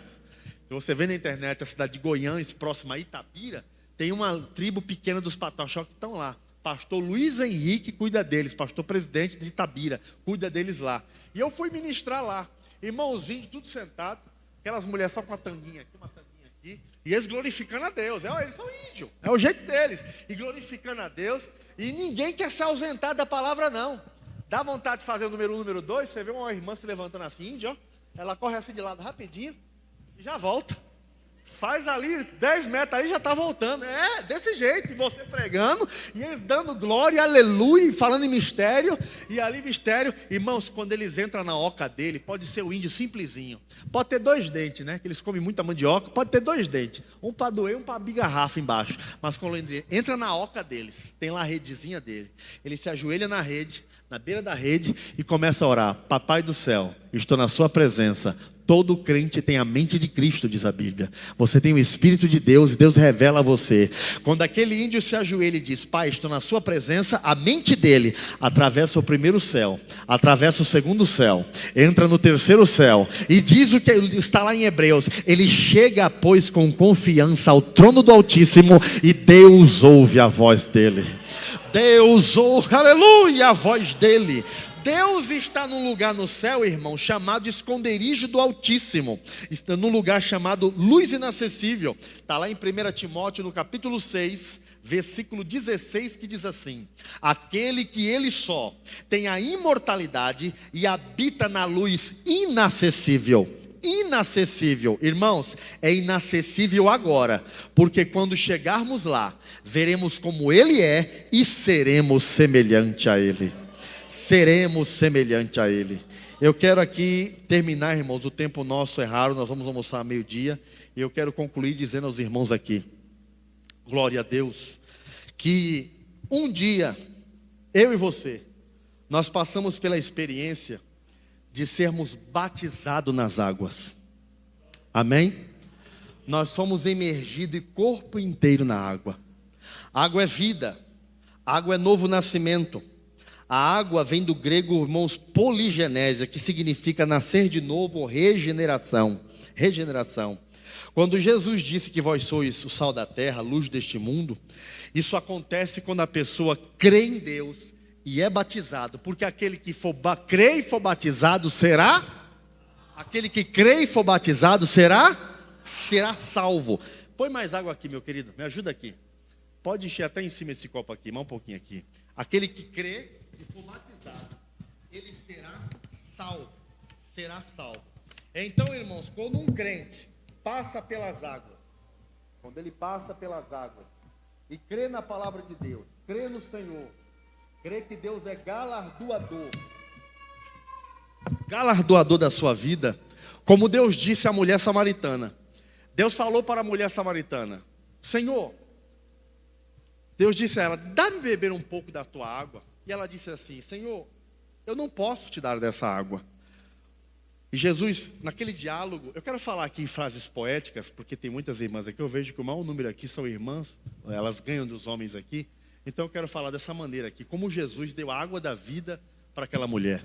Jesus senta na beira do poço e diz assim: mulher, se te convens e não te causa mágoa, dá-me de beber agora um pouco da tua água, pois estou exausto e cansado após longa caminhada, que tive de fazer através da grande estrada. Pois nesse instante, mulher, eu deixei ao longe as searas da Judéia, e estou indo agora até a Galileia. Portanto, se te convens e não te causa mágoa, dá-me de beber um pouco da tua água. Ela responde: como pode ser isto? Eu que te serviria, sendo tu da Judéia e eu de Samaria. Não sabe que os judeus mantêm há muitos anos preconceitos hostis contra os samaritanos? Eu creio que a hora da fraternal união ainda não veio. Jesus olha e diz: mulher, em verdade eu te digo, dá-me de beber, porque não vistes o dom de Deus que está comigo? E quem é que te pede um pouco de água para beber? Ao certo, se houvesse porventura esse dom descoberto, a tua admiração em gozo se faria, e um pouco de água viva eu mesmo te daria. Senhor, Tu não trouxesse um cântaro? Eu não posso. Tirar-te água do poço? É muito funda a fonte. Onde tem tu oculta esta fonte que deriva? Essa miraculosa e esplêndida fonte de água viva, maior que o nosso pai Jacó, o poço nos tem dado. És porventura, tu conformes tem falado? Desta água ele beberam, seus filhos beberam, até os seus animais aqui se refizeram. Aonde, pois, has de ter essa água da vida? Mulher, certo. Essa fonte d'água, embora perto, quem beber dela há de ter sede ainda. No entanto, a água da vida, sem dúvida a melhor e a mais apetecida, aquele a quem eu lhe der, nunca mais terá sede, e não virá jamais aqui buscá-la. Vede em quem fonte perenal há de ser transformado, buscando uma vida eterna, uma vida sem pecado. Senhor, então dá-me desta água, eu desejo prová-la, para não mais ter sede e vir aqui buscá-la. Antes, mulher, vai até a cidade, chama o teu marido, traz-me ele até mim, e faz-me dele eu conhecido. Ela olhou para Jesus e falou: Senhor, mas eu não tenho marido. Dissestes bem, não tem marido, porque possuis 5 homens, e o sexto, que está lá na tua casa deitado na cama, não é marido teu. Isto falaste com verdade. Irmão, quando Jesus revela, quando o Espírito revela, a carne treme mesmo. Ela regala o olho assim e fala assim: Senhor, vejo que és um profeta, porque ninguém senão um profeta assim me falaria. Eu sei que nesses montes nossos pais adoraram, e hoje vós presumi que todos eles erraram, porque em Jerusalém é que adorar devemos, tal como vós dizeis, e nós não compreendemos. Mulher, há de chegar o momento almejado, em que nenhum altar Deus será invocado, mas o que você conhece agora, Baal, isto adorai agora. Todavia, nós cultuamos nesta hora aquilo que o Senhor Deus nos tem esclarecido, porquanto a salvação de nós, os judeus, tem procedido. Mas eis que essa hora vem já, e essa hora já está presente na Assembleia de Deus, nova missão aliança, em que o servo mais fiel, ativo e diligente há de servir ao Pai de excelsa majestade, na beleza imortal da sua santidade, pois ele, que é infinito, cheio de amor e cheio de ternura, a tal adorador sincero é que procura. Ela confessa: Senhor, eu sei que um dia há de vir o Cristo, aquele que dizem que é o Messias, e quando ele vier na sua majestade, há de transmitir a nós, mulheres de vida livre, a verdade. Ele aponta e diz: mulher, pois eu sou Jesus Cristo que falo contigo nesta hora. Ela se ajoelha de boca no pó: perdoa-me, ó Senhor, confia o que eu te digo. O eterno amor de Deus a todos os humanos, tanto salva os judeus, como também os samaritanos. Vai e não peques mais, vai e não peques mais. Naquele dia, aquela mulher recebeu, irmãos, naquele dia, aquela mulher recebeu, irmãos, a água da vida em seu ser. Somente naquele dia ele recebeu. Eu quero pedir ajuda aqui. Deixa eu ver aqui um anjo. Vem cá, jovem, vem cá. Pode ser, vem cá, ajuda aqui. Me ajude aqui. Quando Jesus falou, irmãos, que você é o sal da terra, e para ser sal da terra, quando você se torna sal da terra, você se torna a luz deste mundo. Vem cá, fica aqui pertinho aqui. Você vai usar esse sal aqui com pitadinhas assim, ó, bem pitadinhas. Quando você se torna crente, passa pelas águas, e você se torna, recebe o Espírito de Deus, e recebe Marcos 9:49, que é um sal que é fogo, um fogo que é sal. Somente quando você crê totalmente em Deus, você pode se tornar um crente luz para este mundo. Mas não pode deixar de faltar o sal de Deus na sua vida. Não deixe faltar Marcos 9:49 na sua vida. Não deixe faltar Colossenses 4:6 na sua vida. Que a vossa palavra e a vossa pregação seja sempre agradável, temperada com sal, para o que saibais do que convém dizer. Põe uma pitadinha de sal, irmã, bem pouquinho. Então, irmãos, o crente, ele recebe de Deus o sal de Deus na vida dele. Põe a mão um pouquinho, vai pegando, vai colocando. E da medida que ele vai recebendo esse sal de Deus na vida dele, ele vai iluminando. Ele vai iluminando. Na medida que o tempero de Deus vai descendo na vida. Pode colocar mais, irmã. ainda está pouco. Nós queremos mais de Deus. Quando você recebe o sal de Deus e vai buscando esse tempero de Deus, você vai se acendendo, vai se acendendo, vai se acendendo, vai se acendendo, vai iluminando. Pode jogar mais que vai iluminar mais. E vai se acendendo. E quanto mais você acende, mais você tem sal, mais você é luz para este mundo. Obrigado. Aquele vídeo está pronto? Eu quero mostrar para os irmãos o que está acontecendo aqui agora, nesse exato momento. Quando Jesus diz assim, ó, vós sois o sal da terra, vós sois a luz do mundo. Mas se o sal se tornar insípido, para nada mais presta, senão para ser pisado pelos homens e jogado fora. Os irmãos depois podem vir aqui pessoalmente no Copo V, mas eu quero já mostrar, eu já filmei antes, para os irmãos ver o que Jesus falou, por que o sal se torna insípido. Pode passar, pode passar. É isso que está acontecendo aqui dentro do copo d'água, irmão. Aquelas bolhas ali estão indicando que a energia está tirando toda a salinidade do sal. Pastor Daniel, daqui 2 horas, com o sal que a irmã colocou ali, essa lâmpada vai se apagar. Porque esse sal não vai mais prestar. E eu posso secar a água, pegar o sal em pó, que ele não vai ter mais sabor de sal. Ele somente vai servir para ser jogado fora e ser pisado pelos homens. Mas que o sal de Deus permaneça na sua vida perpetuamente. Fique de pé, igreja. O sal da terra, os luz do mundo, fique de pé, fique de pé. Quem é sal, quem é luz, fique de pé. Porque o sal de Deus está com essa igreja. Você é luz deste mundo. E todos os dias nós vamos buscar a presença de Deus, para que eu e você sejamos esse sal, tenhamos esse sal e sejamos esta luz, em nome de Jesus. Pai querido, Pai da glória, abençoa a tua igreja.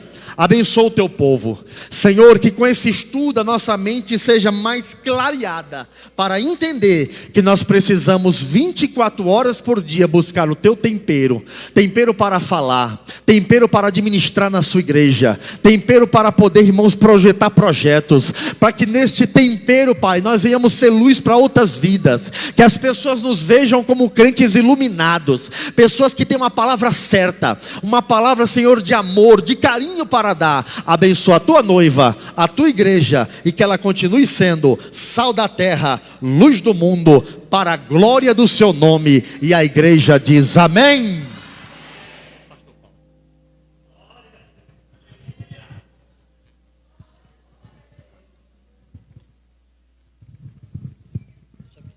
Queridos, estamos terminando. Eu creio que antes das 6 horas nós vamos almoçar. Antes das 6, pode ser daqui a pouquinho, né? Um estudo maravilhoso. Deus abençoe pastor Tércio por ter nos trazido algo de Deus nessa manhã. Deus abençoe a cada um que veio, está participando. Logo após o almoço tem ensaio do grupo que vai retirar as bandeiras, ensaio que está faltando aí. Então não esqueça, todos que estão inscritos, a participarem desse ensaio. E à noite, às 19 horas, até às 21 horas, nós estaremos aqui cultuando ao Senhor. Amém? Rendendo graças. Deus abençoe a cada um dos irmãos que vieram nos visitar nesta manhã. No nome de Jesus, foi uma bênção. Thaís, sua mãe, estarem aqui conosco. Foi maravilhoso. Vamos estar agradecendo a Deus. Logo após estaremos almoçando no nome de Jesus. Tem alguém que quer aceitar Jesus nesta manhã, quer reconciliar com Deus? Se tiver, vem aqui à frente, queremos orar por você, para que Deus continue abençoando mais ainda a sua vida. Tem alguém? Não? Então vamos agradecer. Querido Deus e Pai, nosso amado Jesus, neste momento, Deus, eu te agradeço por esta reunião abençoada, pela tua palavra através de teus servos, Senhor, que veio aos nossos corações. Obrigado por todos que aqui vieram, Senhor. Obrigado, Deus querido, pela direção do trabalho de missões, pastor Daniel e os demais irmãos. Querido Deus, estende as tuas mãos para abençoar ali também o nosso alimento que nós vamos estar participando. E também as mãos que prepararam aqueles alimentos, Senhor. Abençoa cada um, nos dê vitórias. E à noite, estaremos aqui de volta, encerrando essa festa missionária. No nome de Jesus, é o que nós te pedimos e te agradecemos. Que a graça do nosso Senhor e Salvador Jesus Cristo, o amor de Deus e a comunhão do Espírito Santo seja com toda a igreja do Senhor, não somente hoje, mas para todos sempre. Amém. Deus abençoe a todos, a paz do Senhor Jesus. Não aglomere-se nem aqui dentro nem lá fora. Amém? E os irmãos que estão tomando água dentro da igreja, não esqueça de pegar seus copos. Por favor. Está ficando muito copo dentro da igreja.